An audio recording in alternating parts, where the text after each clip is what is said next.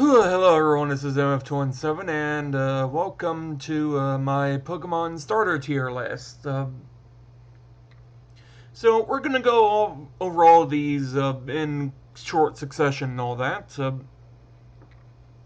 So with E tier, we have Superior, which moveset is kind of weird in terms of what's available in Black and White and Black 2 and White 2. Contrary wasn't available until Gen 6.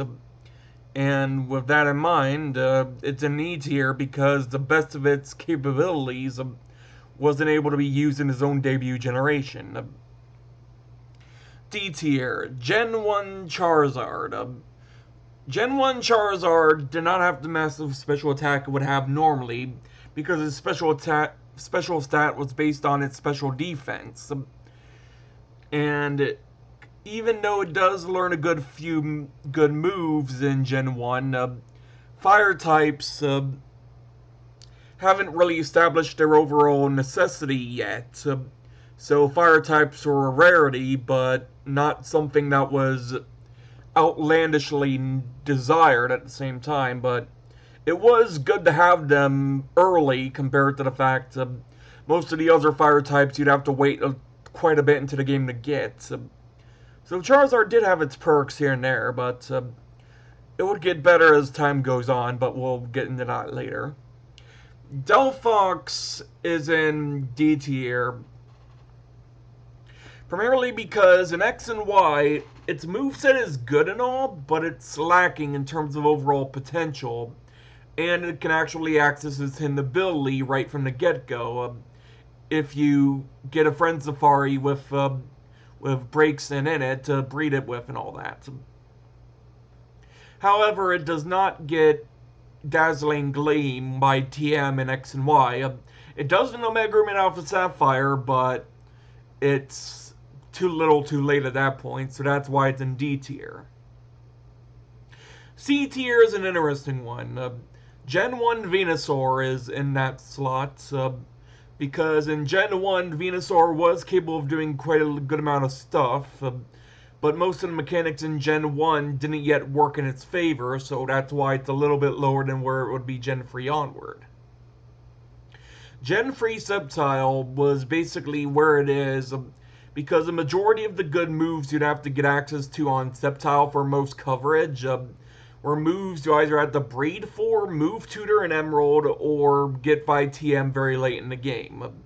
Its speed stat was fantastic, but in terms of overall coverage outside of its own type, it wasn't really all that much overall. Samurott, Gen 5 Samurott was here because technically I wanted to put it a bit higher, but my webcam did get in the way of showing the B tier and all that. So I put it in C tier because it's honestly not bad of a starter. It gets some pretty good moves, especially the rare Mega Horn. But that's really it's nothing out of the ordinary for what water type starters have been able to do. So, I don't know with that one. Then Hizuian Decidueye, it's grass fighting, which by this point we've had several of those in the series so far, and while its signature move does help it stand out from the bunch, I can't help but feel like grass fighting can only really work in types mons that were designed to work around it. And so far, Hizuian Decidueye cannot access his full potential yet because its abilities that are coded in for it cannot be accessed in Legends Arceus. Admittedly, though, in terms of stats, it's probably going to be stronger in Legends Arceus than it would be later on if it reappears again. But that's about it. Venusaur from Gen 3 is the first entry in B tier, mainly because a lot of things have been ironed out from Gen 1 to Gen 3, and needless to say, times have done very well for Venusaur in that regard. Now being able to learn Earthquake, being able to learn some more lucrative grass and poison moves, as well as being able to use a few HMs and all that in order to help navigate the area that can actually deal some neutral coverage very good for it. Gen 2 and Gen 4 Meganium are in B tier, mainly because Gen 2 Meganium is above average, but at the same time, Gen 4 Meganium is below average because of how times have changed against its favor by that point. Meganium in Gen 2 was mainly ahead of its time because, unlike Venusaur at the time, it could learn Earthquake. But other than that, not much else was going for it, which is why in Gen 4, when starters being able to learn Earthquake was pretty much the norm at that point, the novelty sort of wore off. Gen 4 Feraligatr only really ends up here because of how late game you'd end up getting physical moves on it to use. Because otherwise, in order to be able to use ice moves, it'll have to use special moves for the most part until later in the game, in which you can teach that ice punch. But that aside, it does good of Ice Fang, but Ice Punch really does better in that regard, to be perfectly honest. Now, you'll notice for the Gen 6 Hoenn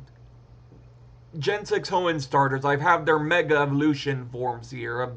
Because, by all accounts, that is how Gen 6 was meant to function in terms of the remakes, in regards to how those starters were overall meant to function. So, Sceptile, much of what I already said about Sceptile and Gen 3 doesn't really change all that much here. It does get the additional Dragon type, an extraordinary boost in speed, an ability that might come in useful for certain opponents overall, especially considering the double resist electric and all that. But honestly, I don't know what else I can really say about it. It's pretty much an improvement over Sceptile in every way in terms of overall capabilities and all that. Blaziken from Gen 3, that one's always a good one. Not exactly the best fire starter we've had, but it was well ahead of its time, to be perfectly fair. Infernape is also in this in terms of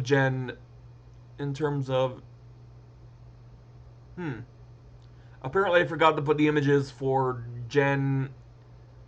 Wait, did I?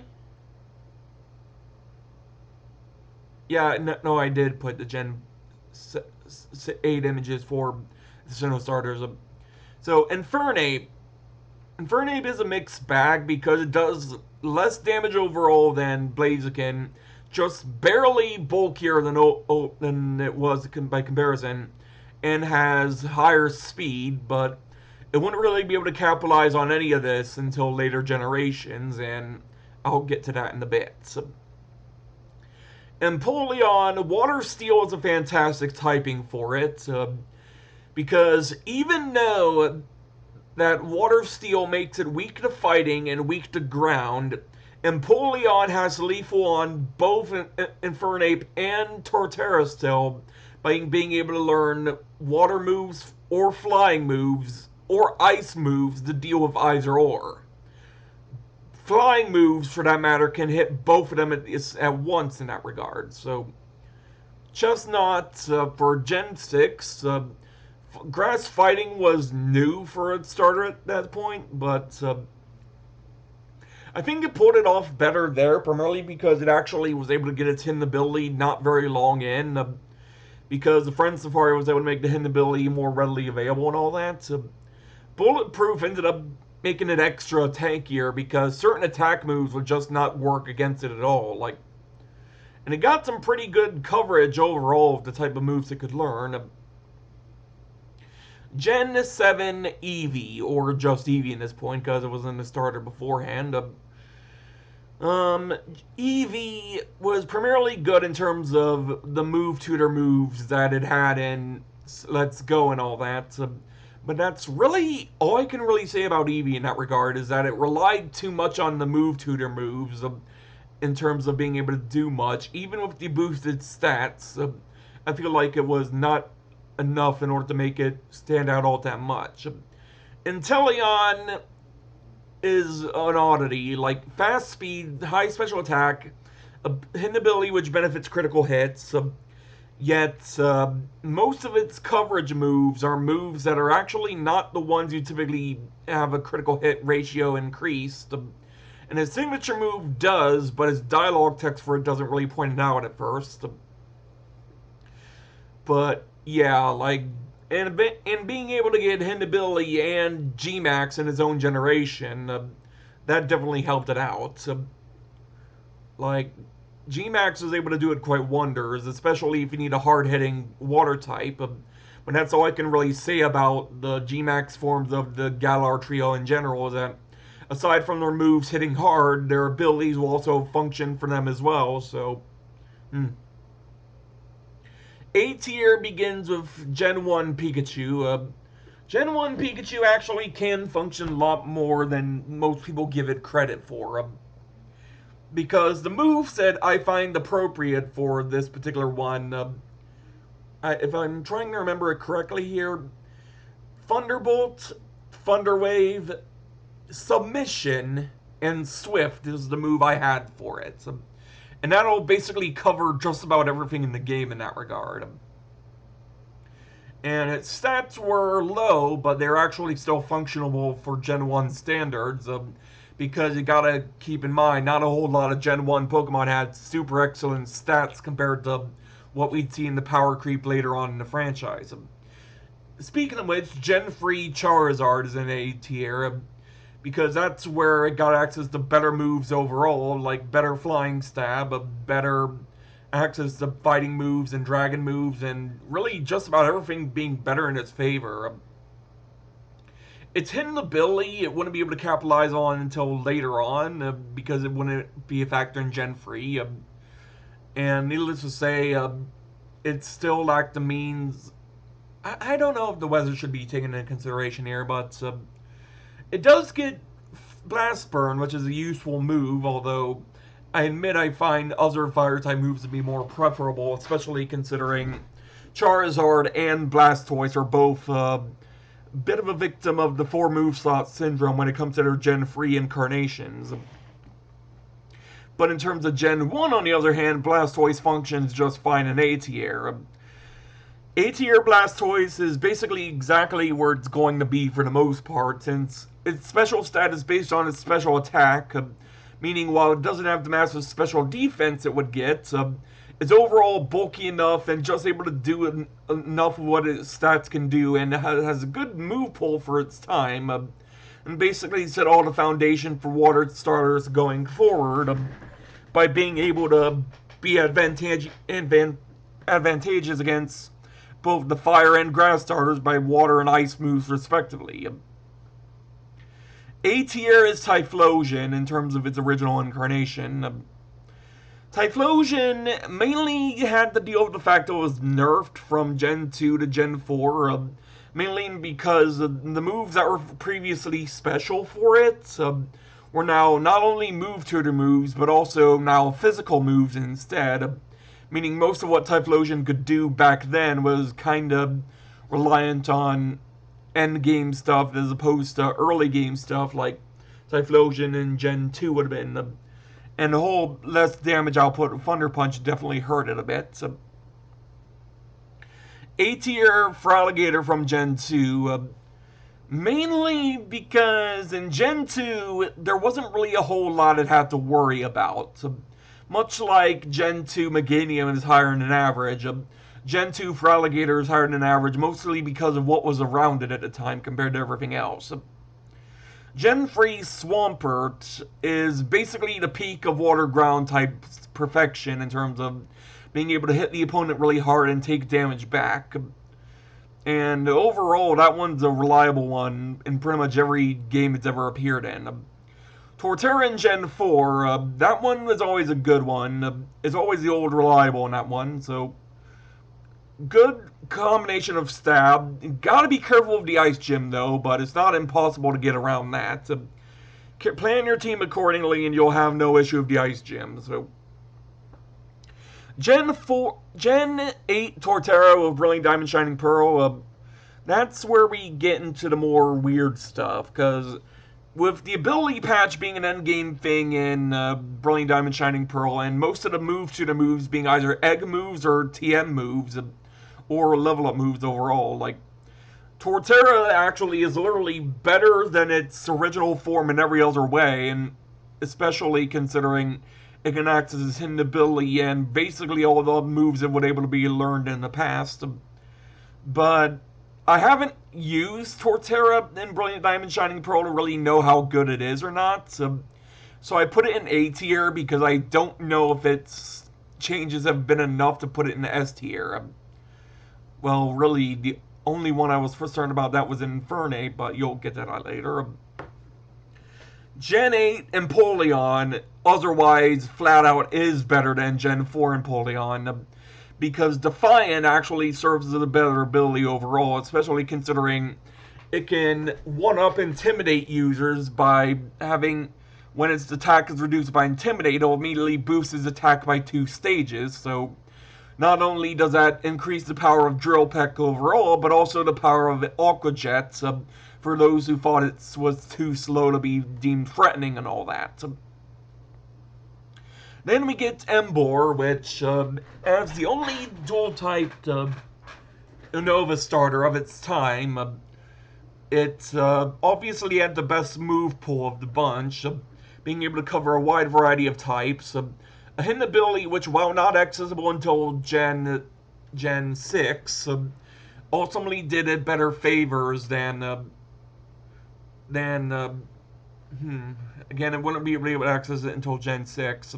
But it did learn a lot of moves ahead of time that would work alongside it, though, like Head Smash, Wild Charge, and Flare Blitz. And as for Samurot's hidden ability, I can't really say anything on that, because especially considering I wasn't able to get it until Gen 6 also, but I can't even remember what it was for the life of me.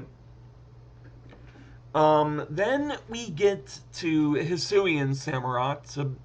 Water Dark is a fairly untouched type combo, and because of how only one other starter has really had the type combo before, Water Dark is definitely a very interesting type to make it stand out from the roster in Legends Arceus, and ultimately does Samurai a lot more favors there than it did in its home region by a long shot. Decidueye from Alola and all that was pretty good in terms of first choice of the starters I was able to use in that generation.